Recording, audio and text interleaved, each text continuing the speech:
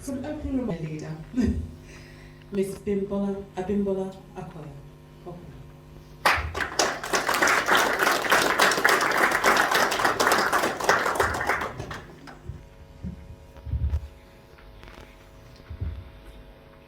Good evening, distinguished ladies and gentlemen.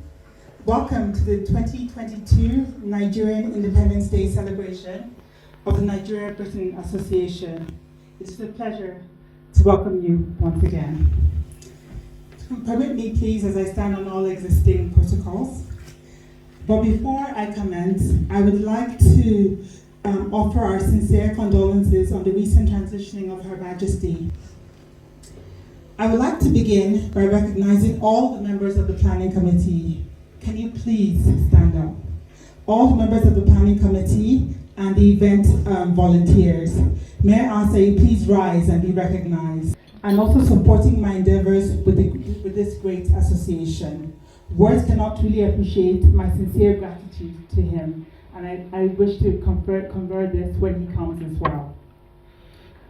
I would also like to thank our esteemed event partners, First Bank Nigeria UK, SKIP, Nigeria LNG, Eleganza, NEM, and Digital Marketing Skills Institute UK, and our event supporters and volunteers.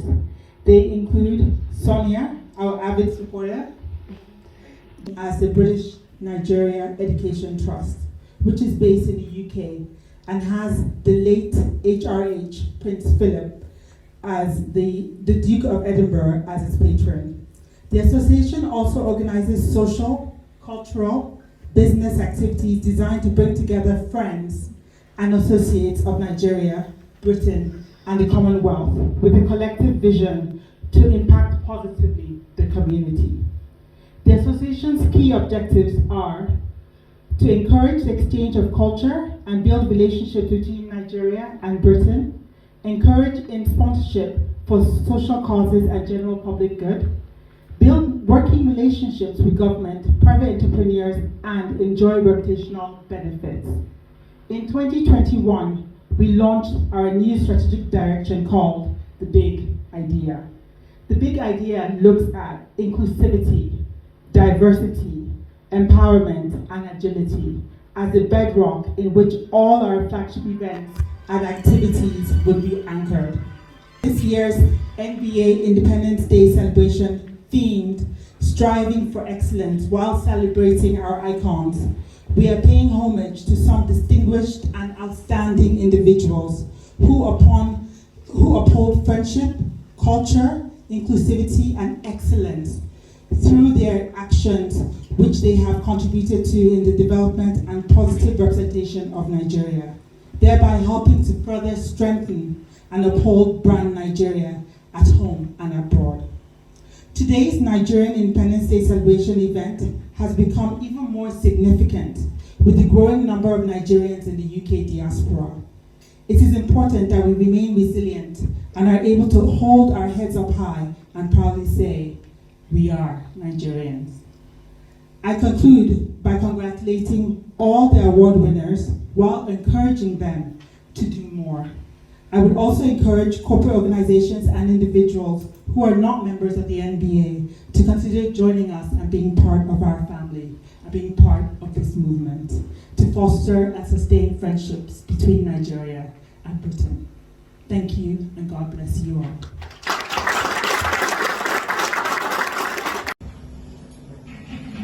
Well, through the years, the NBA has prioritized the vision of fostering friendship between Nigeria and Britain.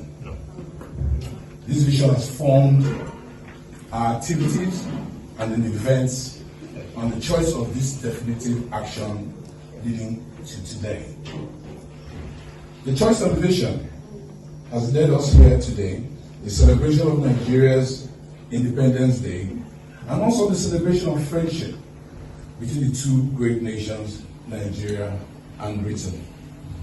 To this end, we are excited to unveil the theme for the 2022 celebration of Nigeria's Independence Day. The theme, Striving for Excellence, Celebrating the Icons, pays homage to the intrinsic virtues the association upholds, which is friendship, cultural inclusivity, and excellence.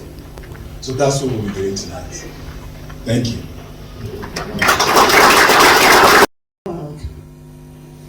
The Queen was a symbol of true Britishness, the embodiment of its democracy, and a stoic representation of stability and continuity, bridging the old and new in the dynamic and increasingly turbulent world. The Queen, a figure of great respect and admiration by many globally, was dearly loved in Britain and the Commonwealth. Her death had many implications for people worldwide, particularly those searching for identity, stability, continuity, and a symbol of unity.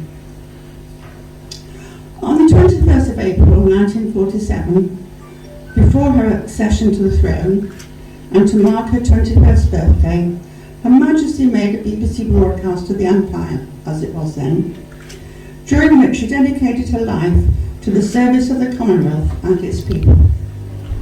She said, "I declare before you all that my whole life, whether it be long or short, shall be devoted to your service and the service of our great imperial family to which we all belong." Little did she know how long that would be. The Queen continued to honour that promise throughout her whole life, never once failing in her duty and commitment to her people, including the peoples of the Commonwealth.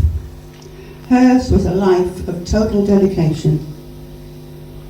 The Queen first visited Nigeria in 1956, during which time she travelled from Lagos to Kaduna, Port Harcourt and Kano. She later visited in 2003 to attend the meeting of the Commonwealth Heads of Government. Nigeria joined the Commonwealth at independence on 1st of October 1960. The Queen's astute devotion to duty and modesty made the average Briton proud of the monarchy, which is evident in people's responses to her death in Britain and globally. She is held in the highest esteem by many, and this is due to her uncommon sense of decency, duty, and loyalty to her family. And the monarchy has survived a world war, the spread of democracy, the end of colonialism, the decline of similar institutions elsewhere, the rise of individualism, and the unprecedented influence of technology. Yet, in all these changes, by simple reason, self-discipline, devotion, and adaptability, the Queen, the symbol of the monarchy, continued to be seen and admired as a symbol of stability, continuity, and responsibility. Love for the monarchy is the outpouring grief in Britain and globally at the Queen's death. People from all walks of life have expressed their grief in many different ways, and one of the most common thoughts is the same for everything you have done for us. And we must remember that she was a woman too. She was a grandmother, a great-grandmother, and she was a shining star for all women. May you rest in peace alongside your beloved Philip. The Queen is succeeded by her eldest son, King Charles III. We all wish him well as he takes up the reins of the monarchy, confident that he was tutored by the best. God save the King.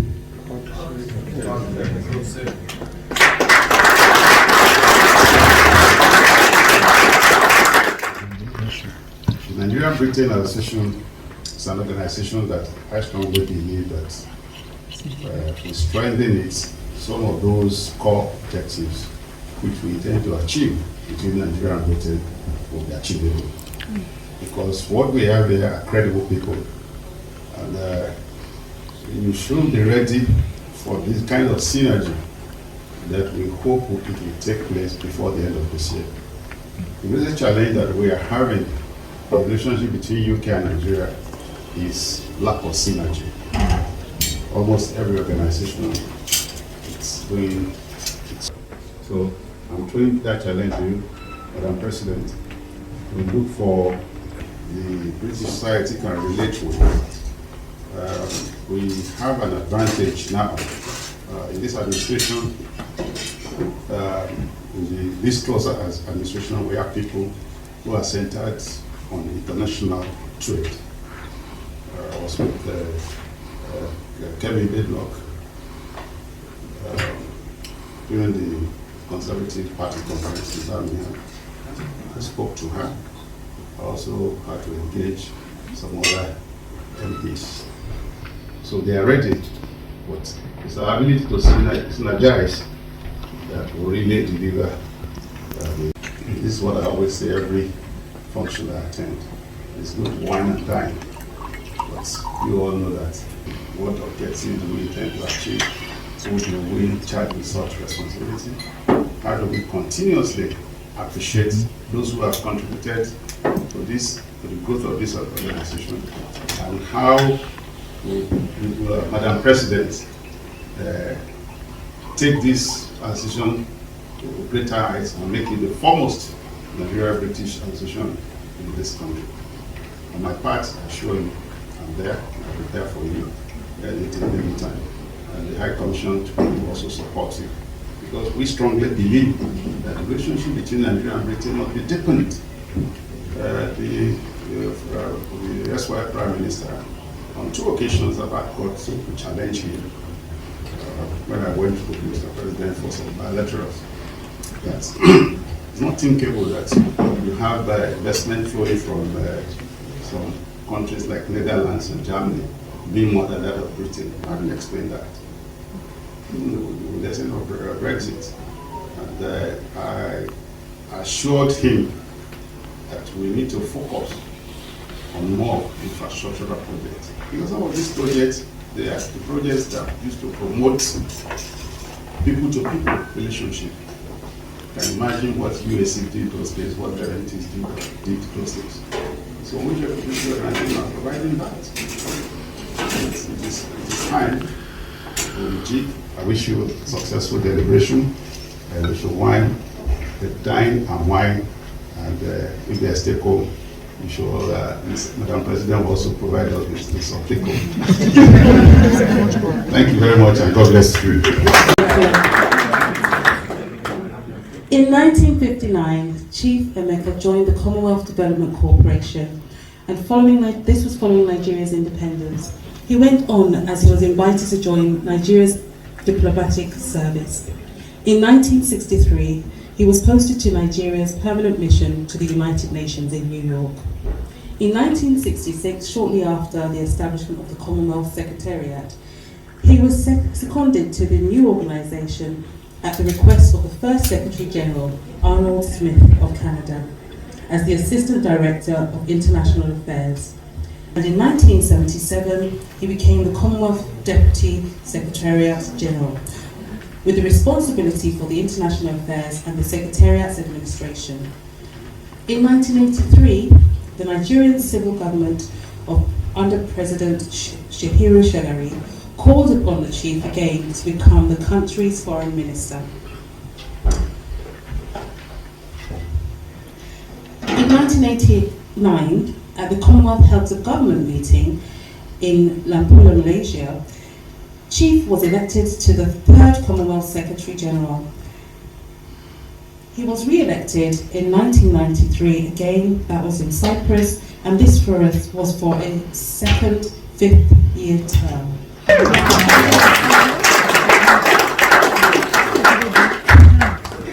He has a professorial chair named after him at the University of London and was awarded the Freedom of the City of London in 1998. On retiring from the Commonwealth Secretariat, Chief served as the Queen's Trustee on the board of the British Museum and as an international president of the WWF for 8 years. In Nigeria in 2015, Chief, in the face of the violent campaigns, presided over a meeting that facilitated the signing of, by all the presidential candidates, of the Abuja Accord for the national peace with the support of Kofi Annan and the 7th Secretary General of the United Nations. May I please call out Chief Anyaoku. Chief, please, welcome. As he's not here, I understand that they're going to play a video, so that way he can't beat me for saying his name. Good morning. My first words must be to remember the days of our Majesty for our exceptional dedication and commitment in service to the United Kingdom as head of state and in service to the Commonwealth nation as its head. I regard it as a distinct honor and privilege to have interacted with her on many occasions as Commonwealth Secretary. And now, the Nigeria-Britain Association. I want to congratulate the association on celebrating Nigeria's independence year. The association is an important partnership for Nigeria as it seeks to develop its socio-economic plan, and for the United Kingdom as it seeks to expand its trade and commercial activity to the global market. I want to pay tribute to our patron, Mr. Kindle Williams, whose 103rd birthday. I was extremely glad to have joined him in celebrating, and also to our President, Abimbola, and all our colleagues who continue to administer the association territories. Long live the Nigeria-Britain Association. Long live the United Kingdom of Great Britain and Northern Ireland, and long live the Federal Republic. It's wonderful to see so many familiar faces again, albeit a smaller attendance than before, but I think everybody's been rather disrupted by the ongoing train strike, which made it very difficult for us to actually make it here as well. But it's good to see the illustrious faces that are present here at the moment. And, you know, I'm sure we have a good opportunity here to make some, you know, new associations. And it's the strength of the Nigerian Brit Association over all these years that has forged some very, very important relationships indeed. And as I say, this is our third, you know, gathering in the UK, and this is all down to our president, I might add, our young president who has developed this new linkage with the UK, and she's done a marvellous job here, and she deserves all the support we can give her. Now, in the past, our last event, we focused on the environment. This time, we're focusing more on, you know, people that have done a lot of important things for the benefit.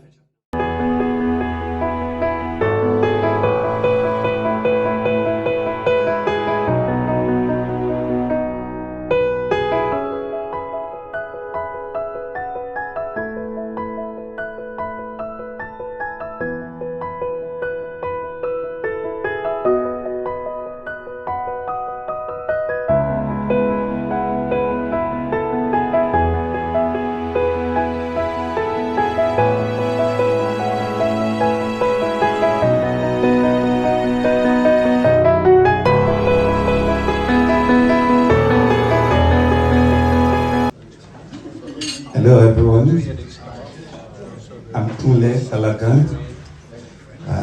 It's my induction today into the NBA, and it's been a privilege to be part of this honorable organization that's been in existence for ages, doing great work between Britain and Nigeria.